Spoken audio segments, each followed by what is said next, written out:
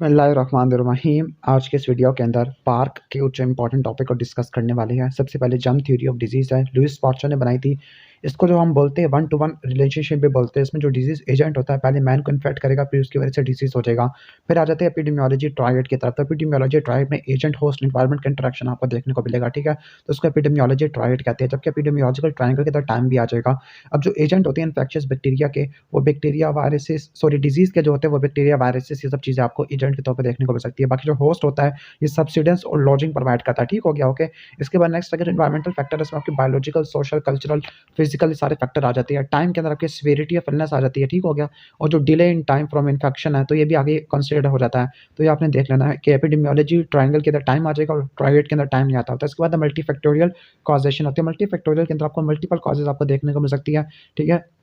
तो इस थ्योरी को बनाया था पेटनकोफर ऑफ म्यूनिच, इसने पेश किया गया था, ठीक हो गया। तो इसने ये लिखा है कि यहाँ पर जो advance model of triangle follow होता है। अब पहले हमने पढ़ा था एपिडेमियोलॉजी ट्रायड, फिर अब आया ट्रायंगल ऑफ एपिडेमियोलॉजी, उसके बाद लास्ट आ जाएगा हमारा एडवांस आ जाएगा। Advance model of triangle of epidemiology में ऊपर कॉजेटिव फैक्टर है, नीचे ग्रुप्स और पॉपुलेशन और दे कैरेक्टरिस्टिक्स है, लास्ट में environmental, cultural, behaviour, psychological factor या इकोलॉजिकल एलिमेंट आ जाते हैं। तो इसको ईजी करके पीसीबी से देख सकते हो, पीसीबीई है,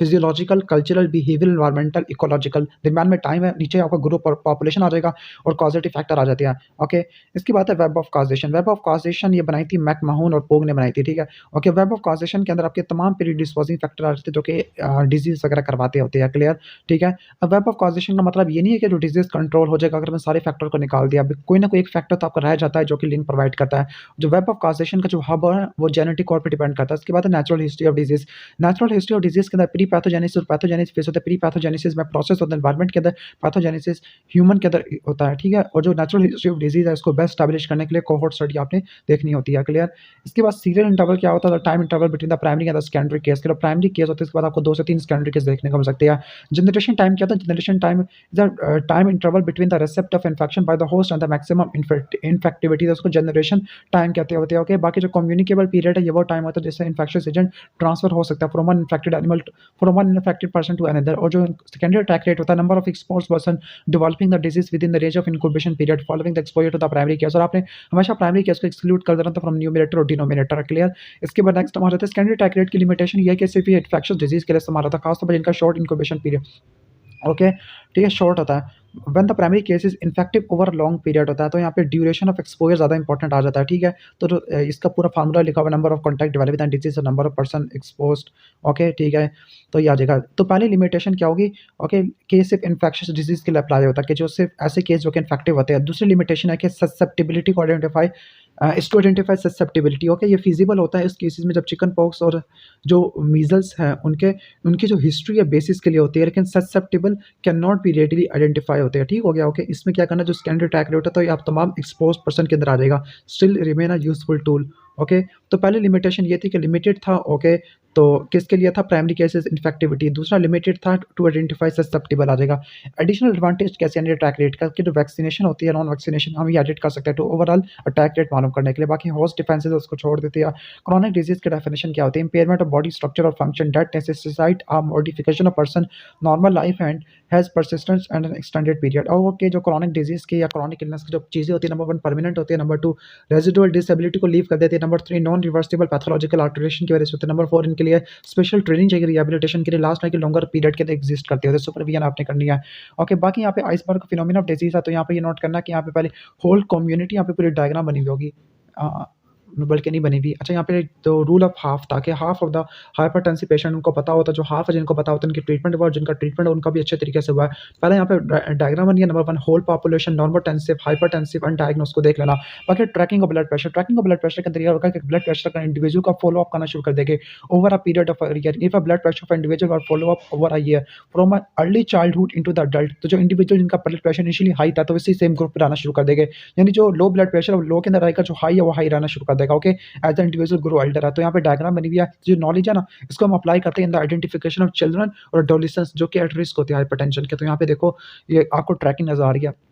इसके बाद इस factor of hypertension non modifiable modifiable आ जाएगी। इसके बाद आ जाते हैं हम ओके इसको देखने के लिए बॉडी वेट को देखने के लिए नंबर 1 बॉडी मास इंडेक्स या क्यूटलेट इंडेक्स है वेट इन केजी और हाइट इन मीटर्स के पोंटोरल इंडेक्स में क्या होता है हाइट होता है सेंटीमीटर में और cube root of the body weight okay तो उसका ऑपोजिट आ गया in short body mass index का ब्रोका में क्या हुआ हाइट इन सेंटीमीटर माइनस 100 आ जाएगा बाकी लॉरेंट्स फार्मूला में क्या height in centimetre minus 100 minus height centimetre minus 152 women और 4 मैन बहुत मुश्किल फार्मूला है और जो कॉर्पुलेंस इंडेक्स ये बहुत अच्छा है एक्चुअल वेट कितना है डिजायरेबल वेट कितना उसकी जो रेशियो होती है 1.2 आना शुरू हो जाती है क्लियर ठीक है ये आ जाएगा बाकी जो बॉडी मास इंडेक्स बीएमआई वाला ब्रोकास इंडेक्स वाला सबसे ज्यादा ये इस्तेमाल होते हैं ब्रोका क्या था हाइट इन सेंटीमीटर माइनस 100 आ जाता है क्लियर बाकी स्किन फोल्ड थिकनेस होती है स्किन फोल्ड अच्छा पहले तो हो गया हमारा बॉडी वेट आ गया दूसरा क्या स्किन की फोल्ड थिकनेस आपने देखनी होती है ओके बाकी यहाँ पर स्किन फोल्ड थिकनेस अगर मॉर्बिडिटी और इंक्रीज मॉर्टेलिटी होती है इनकी वजह से आपको देखने को मिल सकता है बाकी हम आगे आ जाते हैं ओजोनेशन ओजोन क्या पावरफुल ऑक्सीडेंट होता है has many uses in water treatment like ozone हमारे ऑक्सीडेशन ऑफ ऑर्गेनिक केमिकल के लिए इस्तेमाल होती है ओजोन हमारा प्राइमरी डिसइंफेक्टेंट के लिए इस्तेमाल होती है ओजोन जो बनती है वो एयर ड्राई एयर या ऑक्सीजनेशन जो ऑक्सीजन को पास करते हैं हाई वोल्टेज इलेक्ट्रिक करंट में तो जो उस तरह से जोन बन जाती है बाकी ओजोन हमारा अल्ट्रावायलेट रेज को प्रिवेंट करती है बाकी purification water on a small scale को छोड़ देते हैं मेम्ब्रेन प्रोसेस ऑफ मोस्ट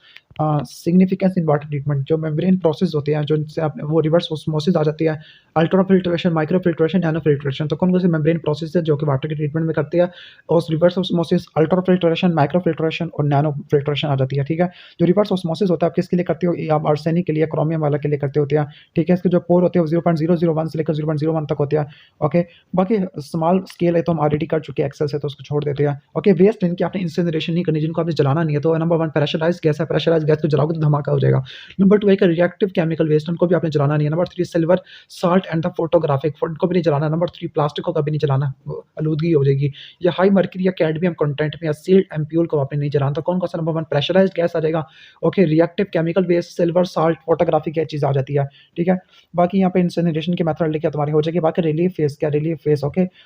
जो फेस जब स्टार्ट होता है जब बाहर से रेजिस्टेंस आना शुरू हो जाती है तो जो टाइप और क्वांटिटी होती है ह्यूमैनिटेरियन फेस की वो डिपेंड करता है टाइप और डिजास्टर क्या है और आपका टाइप और क्वांटिटी सप्लाई किया अब चार आपके प्रिंसिपल कंपोनेंट होते हैं to manage the humanitarian supply तो उसमें आपका नंबर 1 सप्लाईज ट्रांसपोर्टेशन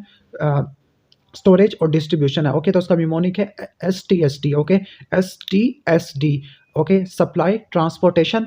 फिर स्टोरेज करना फिर डिस्ट्रीब्यूट करना फिर सदा एपिडेमियोलॉजिकल सर्विलेंस है देख लेना आप ये तो ऑलमोस्ट एक्सेल से कवर हो जाती है बाकी मिटिगेशन भी कवर हो जाती है ऑक्यूपेशनल कैंसर जो स्किन का कैंसर होता है खासतौर पर जब पर्विकल पॉट है स्क्रोटम का कैंसर होता है खासतौर पर चिमनी स्वीप में आपको देखने को मिलता होता है क्लियर इसके अलावा जो स्किन का कैंसर है ना आर्सेनिक की वजह से देखने को मिल सकता है बाकी कोक है गैस वर्कर है ओके रोट मार्कर है ऑयल इनकी वजह से जो लंग कैंसर होता है एस्बेस्टोस इंडस्ट्री गैस इंडस्ट्री में देखने को मिल सकता है कार्सिनोमा ऑफ ब्लैडर ये बेंजीडीन की वजह से हो सकता है डाई स्टफ है rubber gas electric cable industry है ठीक है बीटा नफ्थालामीन बेंजीडीन पैरामाइनोडाई फिनाइल अराइलामीन मजेंटा वगैरह लुकेमिया होता है बेंजीन की वजह से आपको देखने को मिलता है ठीक है बेंजोल वाला डेंजर सब्सटेंस है जो कि लुकेमिया वगैरह करवा देता है अब कैरेक्टरिस्टिक्स ऑफ ऑक्यूपेशनल कैंसर के नंबर 1 है कि ये अपीयर हो जाते हैं आफ्टर द प्रोलॉन्ग एक्सपोजर है जो पीरियड होता है वो 10 से लेकर 25 साल के दरमियान होगा एक्सपोजर के दरमियान और जो डिजीज डेवलप हो जाएगा इवन आफ्टर द सेजेशन है average age incidence is earlier than the cancer in general और जो localisation of tumour is constant होती है ठीक है इसका रेडिएशन हैजर्ड लेके तो हम कर लेंगे okay unmet need of family planning unmet need of family planning का मतलब है परसेंटेज ऑफ फीमेल जो कि क्या करती है जो सेक्सुअली एक्टिव होती है लेकिन फैमिली प्लानिंग को यूज नहीं कर पा रही हस्बैंड अगर अलाउ नहीं कर रहा ठीक है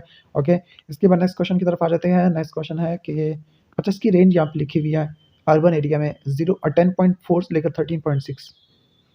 ओके फिर इसके बाद है नेक्स्ट हमारा लीड टाइम क्या होता है advantage gain by the screening होता है ओके यानी period between the diagnosis bye early detection and the diagnosis by other mean है ओके तो ये चीज़ आपने कर लेनी है बाकी यहाँ पे कॉन्सेप्ट ऑफ लीड टाइम देख लेना time lag between the disease detection bye early detection और डायग्नोसिस बाय अदर मीन आ जाती है बाकी डायग्नोस्टिक टेस्ट है केस फाइंडिंग है स्क्रीनिंग क्या लिखी हुआ है अच्छा बाकी छोड़ देती है इस चीज़ को ओके